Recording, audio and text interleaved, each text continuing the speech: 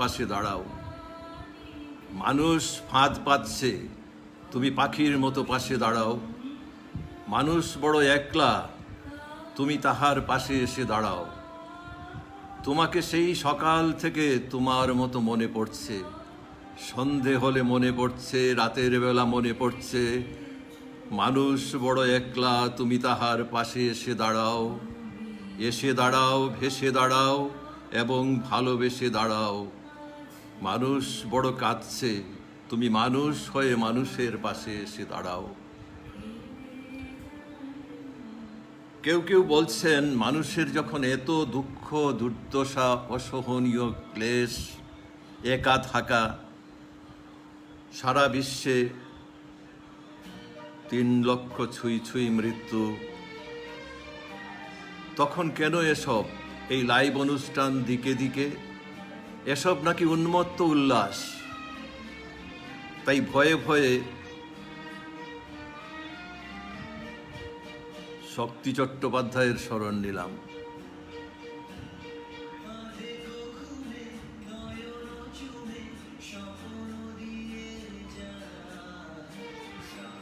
আমাদের কিছুক্ষণ আগে সুজাতা চৌধুরী, নীলাক্ষ চৌধুরী, তারা দুজনেই গানে, কবিতায়, কবিতা গান দিয়ে আমাদের রবীন্দ্র জন্মদিন এর একটা সুর তৈরি করে দিয়ে গেল। সেখানে আমি শক্তি চট্টোপাধ্যায়ের শরণ নিলাম, কিন্তু আসলে আমি রবীন্দ্রনাথকেই বলছি। তিনি, সুজাতা যেরকম বলেছে, তিনি আমাদের প্রাণের দেবতা, তাই তাকে আমরা কাতরে অনুনয় জানাতে পারি, তুমি মানুষ হয়ে পাশে দাঁড়াও। পৃথিবী যেন নিরাপদ হয়, মানুষ আগের মতো মানুষ হয়ে পাশাপাশি হাঁটতে পারে, খুশি হতে পারে। আর এই সংকটকালে আমরাও যেন মানুষের পাশে দাঁড়াতে পারি যথাসম্ভব সম্বল নিয়ে। আর রবীন্দ্রনাথ যেহেতু আমাদের আশার প্রদীপ,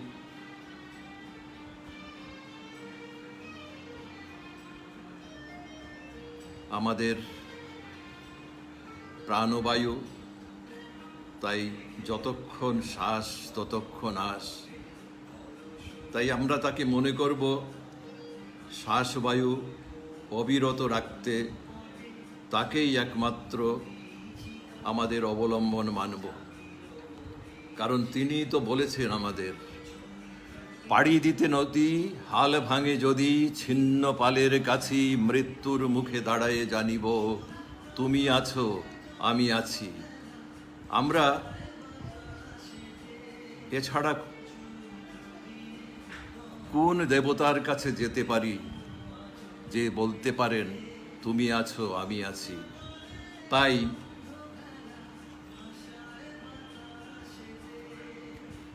অনিবার্য সাহিত্যপত্র আয়োজিত এই রবীন্দ্র স্মরণ অনুষ্ঠানকে যতটুকু পারা যায় গঙ্গা জলে গঙ্গা পুজোর চিরাচরিত ধারা বজায় রেখে 2-4 কথার অবতারণা করব। কিন্তু এই 2-4 কথা বলতে গিয়ে আমি ব্যক্তিগতভাবে একটু বিড়ম্বনায় পড়ে গেছি। সুজাতা, নীলাক্ষ দুজনকেই বলেছিলাম যে আমি আছি ব্যাঙ্গালোরে, বই ছাড়া আমার কাছে সব কিছুই আছে। আর রবীন্দ্রনাথকে নিয়ে কিছু বলা, কারণ আমি তো তাদের মতো তন্ত্রমন্ত্র জানি নে, গান কবিতা, তাই ভাবছি আমি আমার দেশের কথা বলবো, আমার এক হারিয়ে যাওয়া স্বদেশ, এবং সেই অনুষঙ্গে তাকেও স্মরণ করব।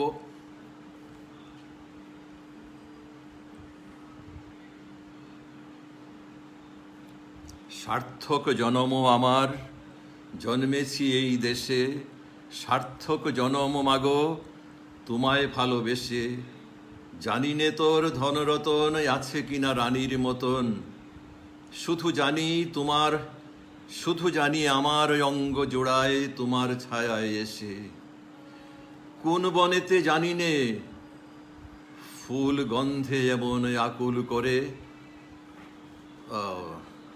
কোন গগনে উঠে রে চাঁদ এমন হাসি হেসে, আখি মেলে তোমার আলো প্রথম আমার চোখ জোড়ালো, ওই আলোতেই নয়ন রেখে মুদব নয়ন শেষে।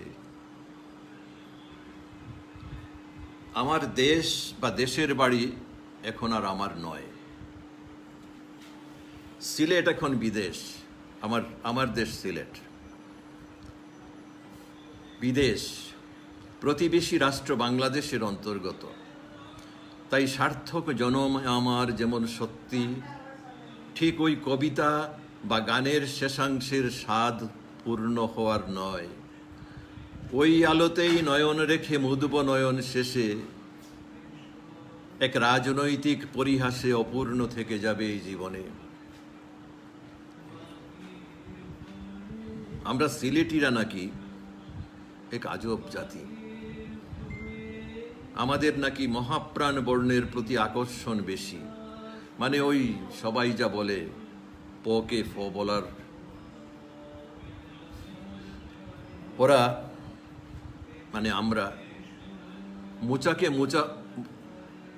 মোচাকে বলে থোড়, সিমকে বলে উড়ি, লাউকে বলে ডিংলা এবং আরও কত কিছু।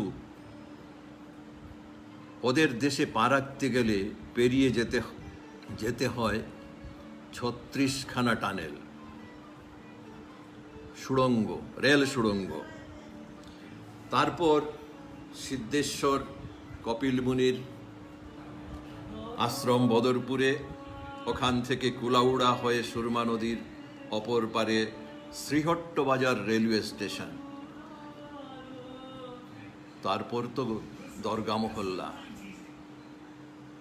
আরেকটা পথ আছে খুব সোজা, রবীন্দ্রনাথের পক্ষে তো সহজই, কারণ তিনি প্রায়ই শিলং বেড়াতে আসেন।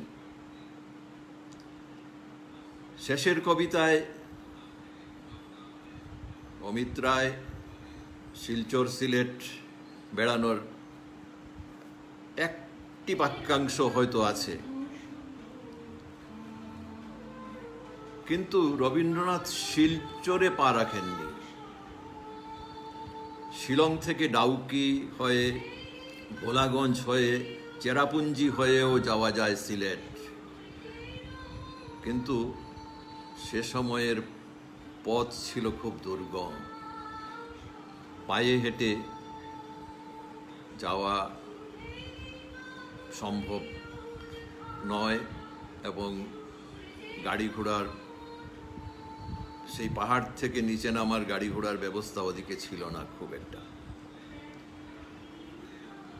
আরেকটা, ওই মানুষকে মানুষ বহন করত, একটা থাপায় করে যেতে হতো। তো রবীন্দ্রনাথ, মানবতাবাদী রবীন্দ্রনাথ, তিনি কখনোই মানবতার অপমান মানতে পারেননি বলে তিনি ওরকমভাবে যাওয়ার পক্ষপাতী ছিলেন না।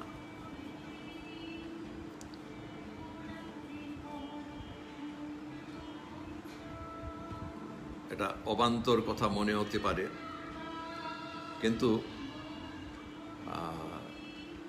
আমি বেঙ্গালুরে আছি যেহেতু, বই ছাড়া সব কিছুই আছে। আর এই মানবের কে নিয়ে যে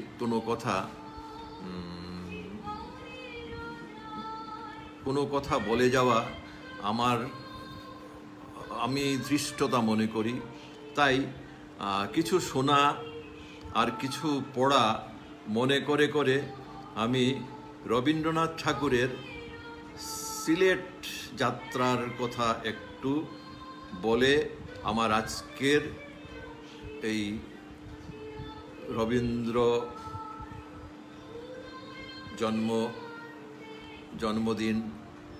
জন্মদিনে আমার শ্রদ্ধার্ঘ্য জানাব। রবীন্দ্রবর্জিত সিলেটে রবীন্দ্রনাথের আগমনের কথাটাই বলি। কেন বলছি সেটাও বলি, কারণ আমরা আমাদের সংস্কৃত কাব্যে মেঘদূতে এক মেঘের এক যাত্রাপথ পড়েছি, আর রবীন্দ্রনাথের এই মহামানবের সিলেটের রবীন্দ্রবর্জিত সিলেট বলেছিলাম, কিন্তু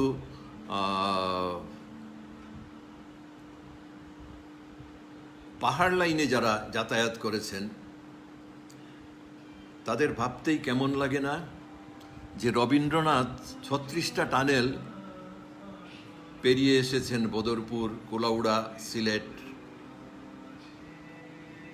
উনি জানি না সেলুনকারে এসেছিলেন কিনা, এলেও বা কি, সেখান থেকে তো আরও সুন্দর করে দেখা যায় পাহাড় লাইনের সেই অপরূপ সুষমা।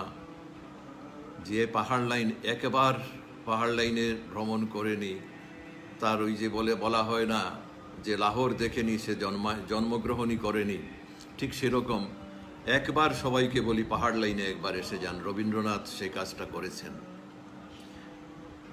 তিনি তখন, আমার তো খুব রোমাঞ্চ হয় এখনো, পাহাড় লাইনে যাব ভাবলে পরেই রোমাঞ্চ হয়। তিনি তখন 68, নোবেল পাওয়া হয়ে গেছে 6 বছর। 1919-এর 5 নভেম্বর 3 দিনের সফরে সিলেট এসেছিলেন। এর আগে কয়েকবার তিনি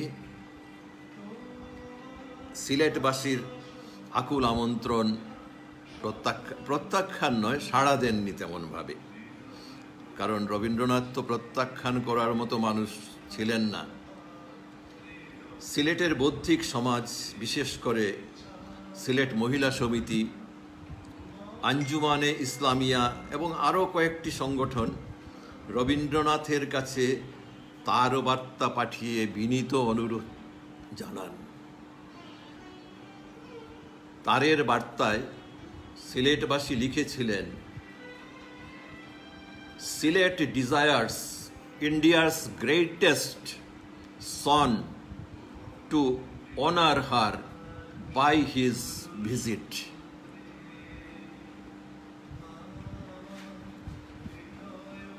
Sylhet desires India's greatest son to honour her by his visit. এই টেলিগ্রাম পেয়ে কথিত আছে রবীন্দ্রনাথ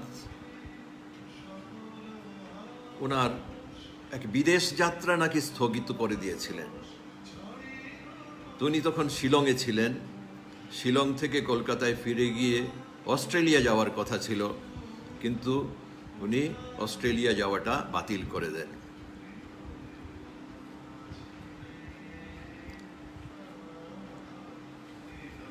এবার রাজি হলেন, শিলং থেকে গৌহাটি এলেন, গৌহাটি থেকে লামডিং, পাহাড় লাইন, বদরপুর, তবু শিলচর গেলেন না। বদরপুর রেলওয়ে স্টেশনেই শিলচরের গুণীজনেরা সমবেত হয়ে শ্রদ্ধা জানিয়ে যান কবিগুরুকে। প্রতিটি জনপদেই প্রভূত জনসমাগম হয় এবং স্বাভাবিক কারণে ট্রেন সময় মতো শ্রীহট্ট বাজারে পৌঁছতে পারে না। তাই কুলাউড়াতে যাত্রাভঙ্গ হয় 4 নভেম্বর, রাত্রিবাস। এদিকে সিলেট শহরে তাকে সম্বর্ধনা দেওয়ার উদ্দেশ্যে এক অভ্যর্থনা পরিষদ গঠিত হয়।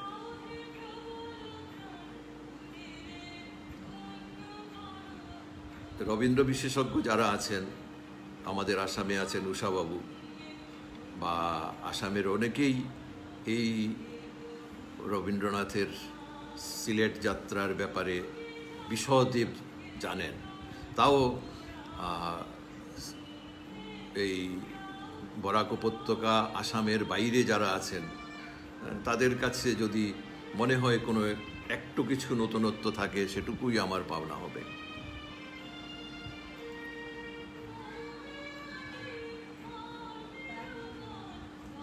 সেই অভ্যর্থনা পরিষদ একটি গঠিত হয়। সেই অভ্যর্থনা পরিষদের সভাপতি ছিলেন কাপ্তান মিয়া। কাপ্তান মিয়া একজন ধর্মীয় নেতাও ছিলেন এবং রাজনীতিবিদ ছিলেন, এবং তাকেই সভাপতি করে সেই অভ্যর্থনা সমিতি গঠন করা হয়। তিনি, সেই কাপ্তান মিয়া, আসল নাম খান বাহাদুর আব্দুল মজিদ, তিনি আসাম প্রাদেশিক পরিষদের শিক্ষামন্ত্রীও হয়েছিলেন। 5 নভেম্বর সকালে পুত্র রথীন্দ্রনাথ ও পুত্রবধূ প্রতিমা দেবী সহ সিলেট পৌঁছলে কবিকে রাজকীয় সম্বর্ধনা দেওয়া হয়। খান বাহাদুরের সঙ্গে ছিলেন রায়বাহাদুর সুখময় চৌধুরী, রায়বাহাদুর প্রমোদচন্দ্র দত্ত, মৌলভী আব্দুল করিম ও সিলেট মহিলা সমাজের পক্ষে ছিলেন নলিনীবালা চৌধুরী। স্কুল কলেজের ছাত্র শিক্ষকরা উপস্থিত হয়েছিলেন শ্রীহট্টবাজার রেলওয়ে স্টেশনে। তখন সিলেটের এপার ওপার সংযোগকারী কিন ব্রিজ তৈরি হয়নি, তাই ওপারের স্টেশন থেকে সুসজ্জিত বজরায় করে কবিকে এপারে চান্নিঘাটে নিয়ে আসা হয়। শঙ্খ, ঘণ্টা, উলুধ্বনি আল্লাহু আকবর পর্যন্ত ধ্বনিত হয়।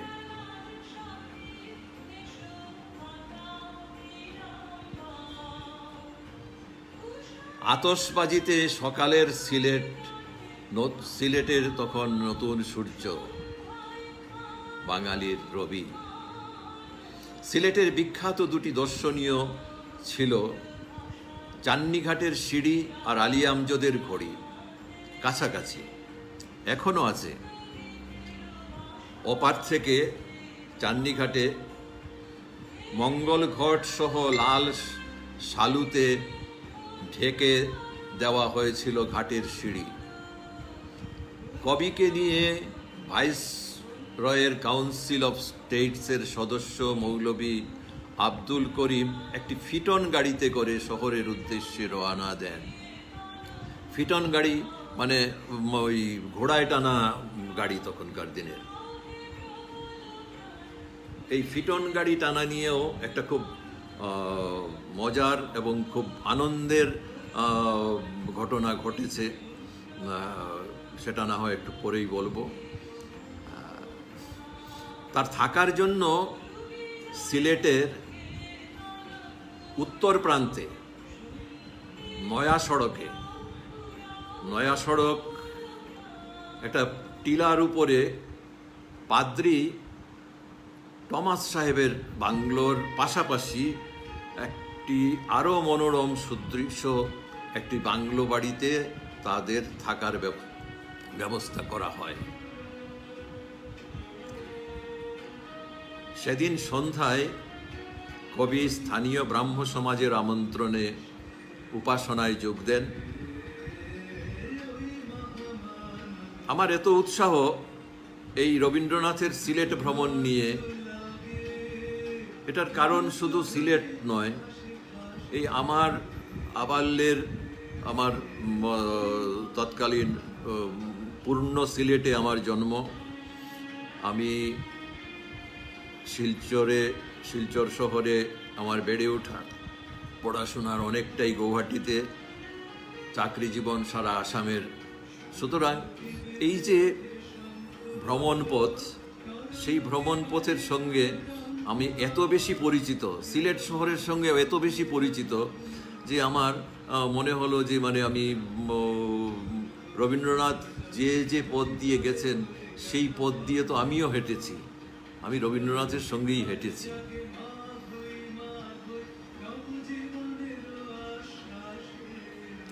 পরদিন 6 নভেম্বর 1919 সকালে স্থানীয় লোকনাথ হলে হাজার জনতার মাঝখানে কবিকে নাগরিক সম্বর্ধনা দেওয়া হয়। সভায় মানপত্র পাঠ করেন নগেন্দ্রচন্দ্র দত্ত। কাপ্তান মিয়া যে কেন উর্দুতে ভাষণ দিলেন, রবীন্দ্রনাথও বিব্রত হয়ে বললেন, আমি কোন ভাষায় বক্তৃতা দেব?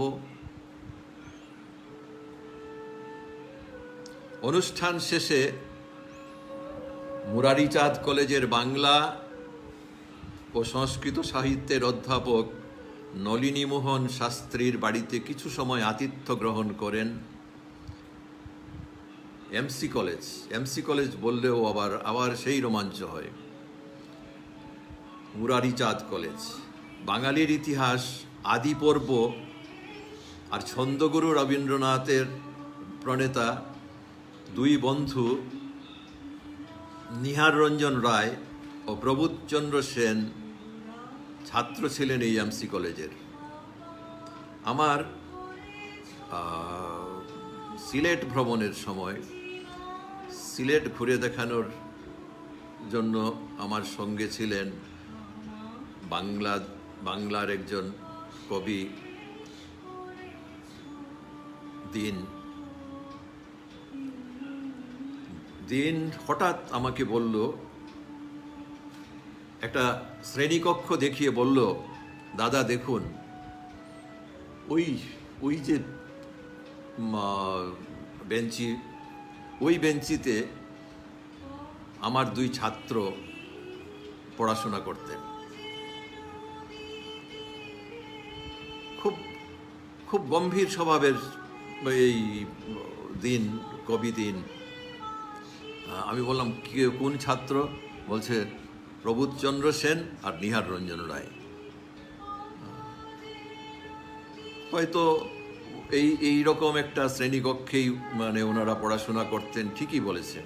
এবং তখন দিন মুরারিচাঁদ কলেজে অস্থায়ী অধ্যাপনা করতেন।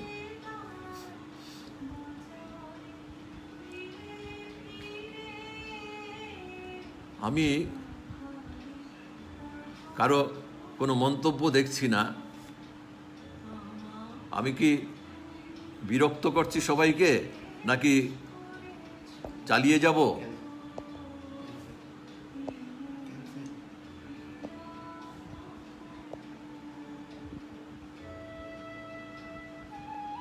সবাই বলছেন শুনছি।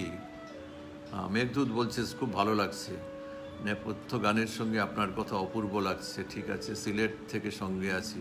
অপূর্ব শর্মা, বাহ। মুনিরা পরবিন লন্ডন থেকেও দেখছে। মলয়বাবু নমস্কার। শ্রাবণী, দেবযানী চৌধুরী ভট্টাচার্য হাইলাকান্দি থেকে, জ্যোতির্ময়, ওরে বাবা, এসব শুভঙ্করও দেখছে। তাহলে তো আমি আজকে এই বিড়ম্বনার দিনে এরা সবাই অপূর্ব বলছো, পড়বো, বলবো, বলে যাব। ঠিক আছে। বিজয়, প্রাঞ্জল, দেবদত্ত চক্রবর্তী, রূপরাজের ভালো লাগছে না নিশ্চয়, কিছু বলছে না। দীপান্বিতা, আপনার লাইভ মাও সপ্তম দেখছে, আমার বর্দি আর আমার ভাগ্নে। আর আমার নাতনি কোথায়? নেপথ্য শোনা যাচ্ছে। আর সুব্রতা, রুহাল পুরকায়স্ত, মহাশ্বেতা, বাহ, ঠিক আছে। মন্তব্য না থাকলেও আমি চালিয়ে যাই। একটু অন্যরকম অন্য কথা বলি এবার, না হয় একটু বিরতি নেওয়ার মতনই। আসলে ওই যে বললাম, কিছু পড়াশোনা ছিল আর কিছু শুনেছিলাম, তার উপর ভিত্তি করে কিছু বলে যাওয়া আর কি। আর আমার বলাটা বড় চাঁচাছোলা হয়ে যাচ্ছে, কারণ এই বিষয়ে বিশেষজ্ঞরা এত সুন্দর করে এই ব্যাপারগুলো বলেছেন। আর রবীন্দ্রনাথ, আসাম, সিলেট এসব নিয়ে একজন মানুষের নাম না নিলেই নয়, তিনি হলেন গিয়ে উষারঞ্জন ভট্টাচার্য। তার গবেষণা সন্দর্ভ যা রচনা করে গেছেন তাই থাকবে ইতিহাসে। আমার মতো ব্যক্তিগত মুগ্ধতা আর কালিদাসের মতো দুতিয়ালির পরশ, দুতিয়ালি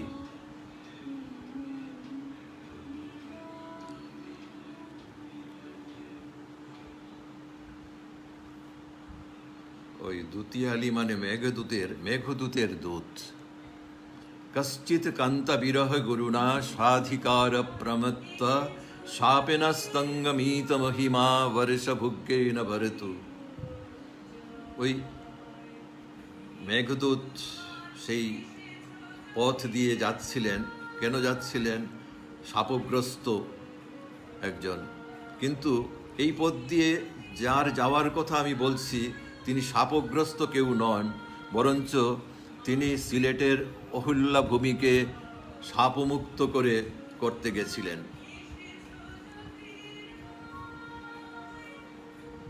কারণ গৌহাটি থেকে, আবার বলি, সেই গৌহাটি থেকে লামডিং হয়ে পাহাড় লাইন, বদরপুর, কুলাউড়া, সিলেট যে অতি পরিচিত গমন পথ, সিলেটের গলিগুজিও আমার পরিচিত।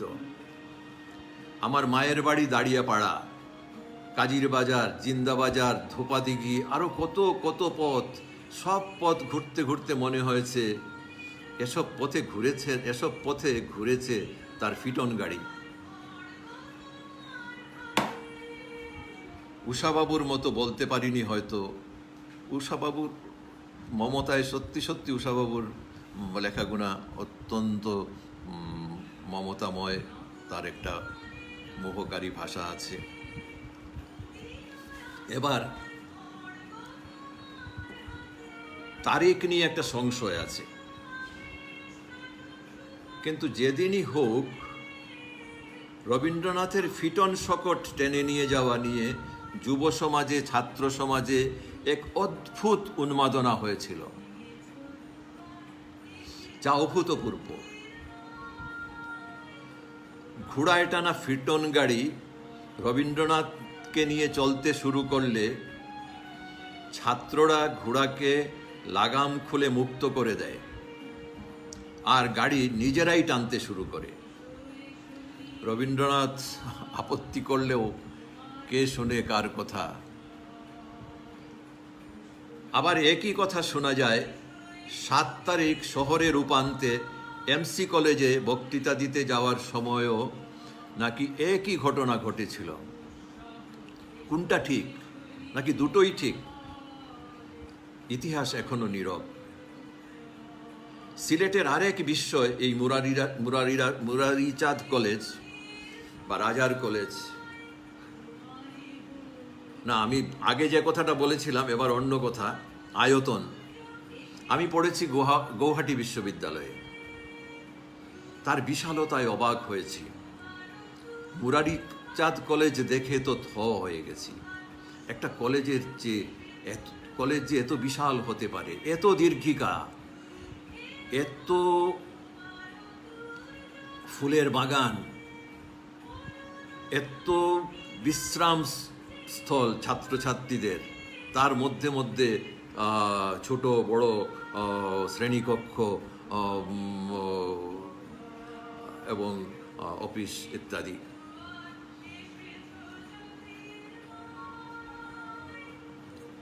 সেদিন বিকেলের বক্তৃতা শুনেই না আমাদের সীতু মিয়া মুগ্ধ হয়ে কবিকে চিঠি লিখলেন।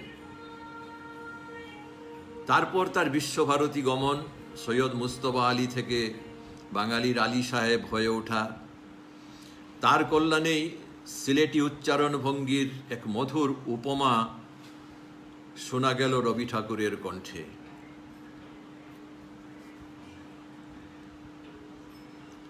আলী সাহেবের বক্তৃতা শুনে তিনি বলেছিলেন, আলীর আবৃত্তি সবচেয়ে ভালো, শুধু একটু কমলা লেবুর গন্ধ। আমাদের বাংলা আলী সাহেবের মতো গমগমে মধুর নয়। কমলা লেবু না হলেও পাতি লেবুর মতো হয়তো। শুধু আলী সাহেব কেন, সিলেটের আরও অনেক কৃতি সন্তান এসেছিলেন রবীন্দ্র সান্নিধ্যে। শিলচরের চন্দ ভাইরা তো ছিলেনই, ছিলেন কাছাড় জেলার বর্থল বাগানের অমিতাভ চৌধুরী, ছিলেন চিত্রকর শোভন সোম।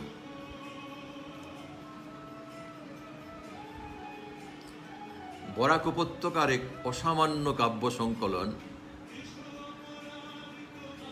ঈশানের পুঞ্জমেঘ সম্পাদনা করেছিলেন কবি শক্তিপদ ব্রহ্মচারী ও বিশ্বতোষ চৌধুরী। সহযোগিতায় ছিলেন কলকাতা সাহিত্য একাডেমির তৎকালীন আঞ্চলিক সচিব নির্মল কুমার ভট্টাচার্য। আমি খুব কাছে থেকে দেখেছিলাম, কারণ এরা সবাই আমার খুব প্রিয়জন। শক্তিদা আমার স্যার, দাদা, সব কিছুই।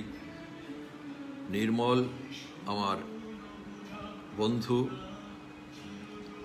আর বিশ্বতোষ আমার কনিষ্ঠ। সেই অসামান্য বইয়ের প্রচ্ছদ করে দিয়েছিলেন শোভন সোম।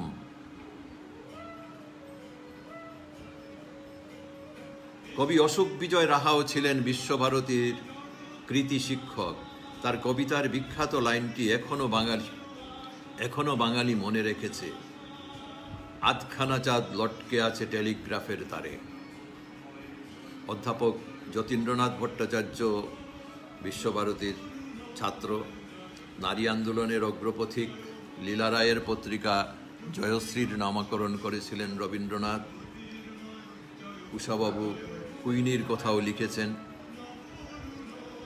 রবীন্দ্রনাথের বেশ সময় অনেকখানি হয়ে গেল, থামতে হবে হয়তো। রবীন্দ্রনাথের সিলেট ভ্রমণকালে দুটি আশ্চর্যজনক ঘটনা ঘটে যায়।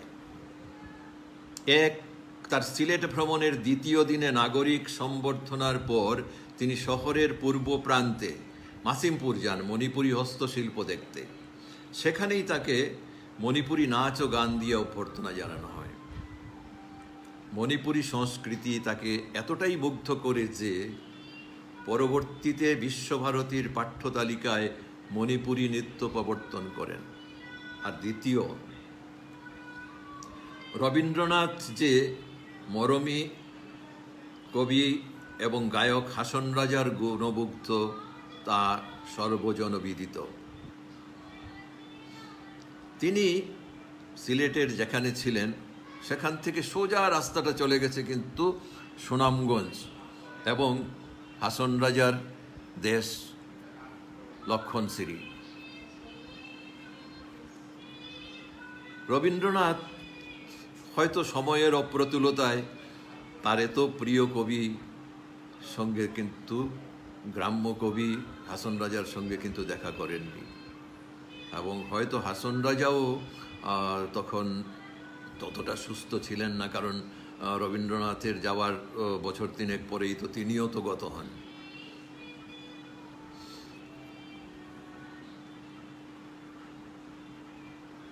রবীন্দ্রনাথ কিন্তু হাসন রাজাকে নিয়ে এত উচ্ছ্বসিত ছিলেন যে তিনি দেশে বিদেশে সব জায়গায় হাসন উদাস থেকে উদ্ধৃত করে শুনিয়েছেন দেশের বিদেশের গুণীজনদের। মম আখি হইতে পয়দা আসমান জমিন, শরীরে করিল পয়দা শক্ত আর নরম, আর পয়দা করিয়াছে ঠান্ডা আর গরম, নাকে পয়দা করিয়াছে খুশবয় বদবয়। এবার শেষ করব। সিলেট বাঙালির ৭৩ বছরের পরাধীনতা। ৭৩ বছর মানে দেশভাগ যখন হলো তার আগে ৭৩ বছর, ১৮৭৪-এ মালিনী ছড়ার চা এবং সিলেট জেলার অনেক চা বাগানের চায়ের লভ্যাংশের লোভে ব্রিটিশ ভারত বাঙালি অধ্যুষিত সিলেটকে আসামের সঙ্গে সংযুক্ত করে দেয়। ১৯৪৭-এ যখন দেশভাগ সম্পূর্ণ, তখন জিন্না চেয়ে বসলেন সম্পূর্ণ আসাম।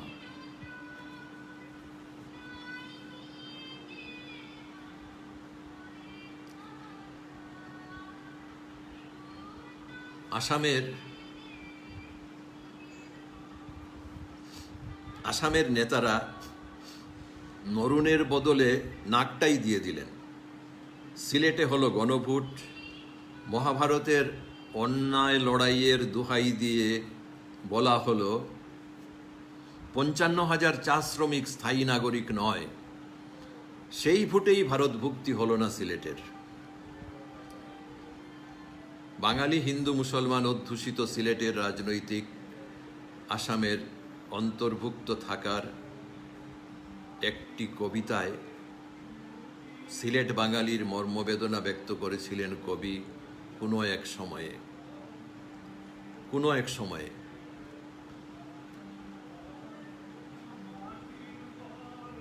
অনেকে বলেছেন কবিগুরুর সিলেট ভ্রমণের সময় এটি লিখিত, 1919।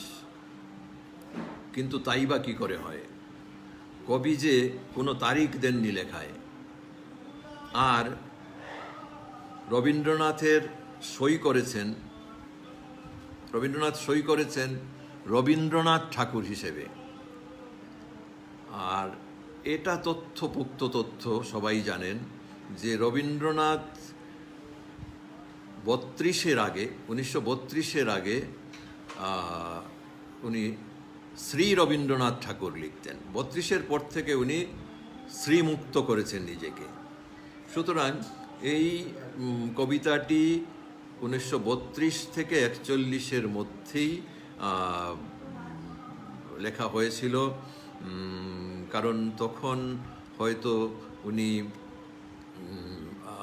বাঙালি এই সিলেট সম্বন্ধে এবং হিন্দু মুসলমান অধ্যুষিত এই সিলেট এবং রাজনৈতিকভাবে আসামের সঙ্গে যুক্ত হওয়া ইত্যাদি নিয়ে একটু বেশি করে জেনেছিলেন। আর সেই কবিতাটিও ছাপা হয় রবীন্দ্রনাথের মৃত্যুর পরপরই কবি প্রণাম নামে একটি স্মরণিকায় হয়তো। কারণ তখন রবীন্দ্রনাথও বেঁচে নেই যে তিনি বলবেন এটা কখন লেখা হয়েছিল। সুতরাং এই একটা অধ্যায়ের কখন লেখা হয়েছে সেটা আমরা জানি না। জন্মদিন না থাক, কবিতাটি তো আছে, তার স্বাক্ষরিত।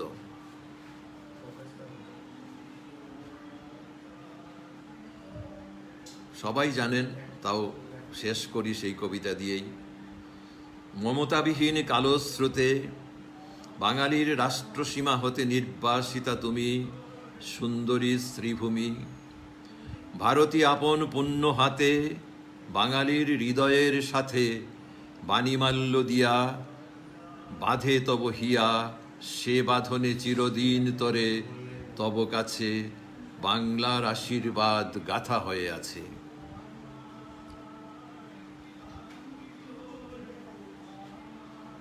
আমাদের অনিবার্য পত্রিকা, আমাদের বলে ফেললাম সম্পাদক দুজন, রাগ করো না, কারণ তোমরাও যেরকম এত মমতা দিয়ে এই কাগজটাকে করো, সুতরাং আমারও মনে হয় এবং অনেক পাঠক লেখকদেরও মনে হয় এটা আমাদের কাগজ বলতে পারেন।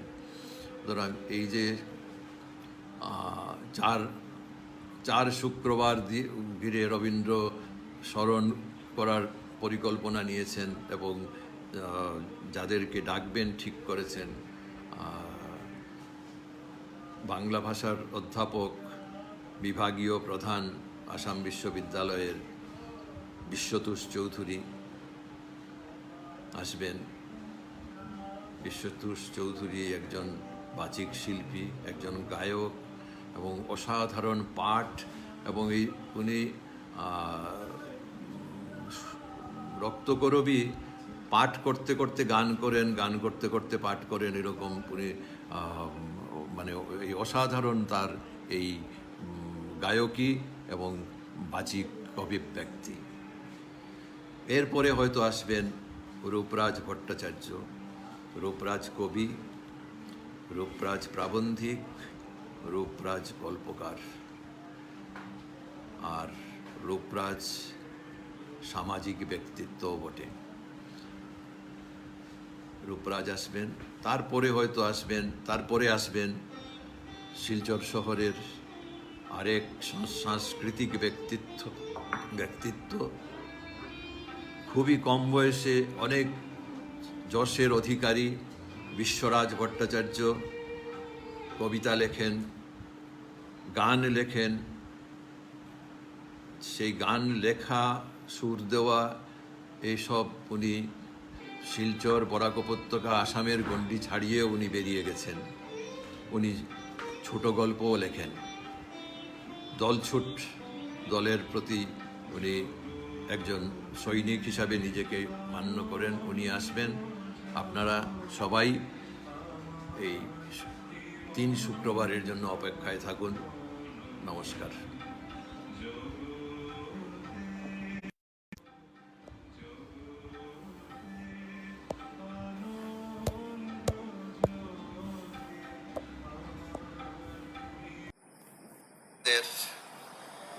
অনিবার্য পত্রিকা, আমাদের বলে ফেললাম সম্পাদক দুজন, রাগ করো না, কারণ তোমরাও যেরকম এত মমতা দিয়ে এই কাগজটাকে করো, সুতরাং আমারও মনে হয় এবং অনেক পাঠক লেখকদেরও মনে হয় এটা আমাদের কাগজ বলতে পারেন। সুতরাং এই যে 4 শুক্রবার ঘিরে রবীন্দ্র স্মরণ করার পরিকল্পনা নিয়েছেন এবং যাদেরকে ডাকবেন ঠিক করেছেন,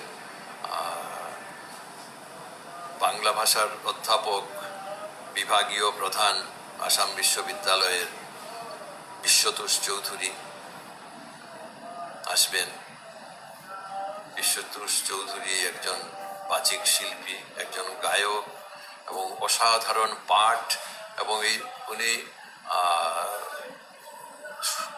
রক্তকরবী, পাঠ করতে করতে গান করেন, গান করতে করতে পাঠ করেন, এরকম করে মানে এই অসাধারণ তার এই গায়কী এবং বাচিক অভিব্যক্তি।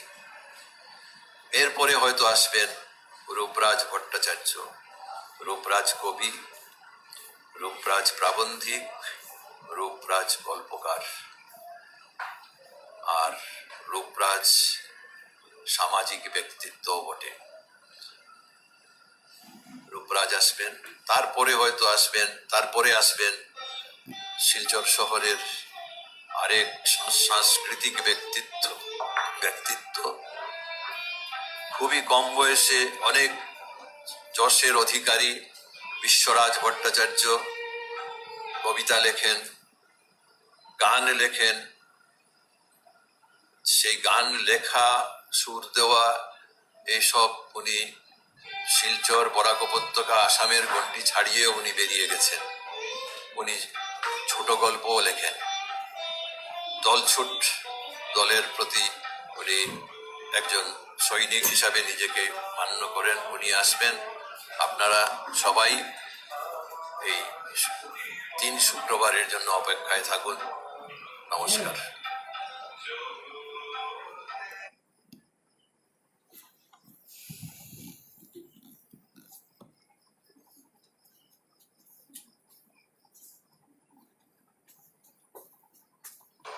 একজন সৈনিক হিসাবে নিজেকে মান্য করেন। উনি আসবেন, আপনারা সবাই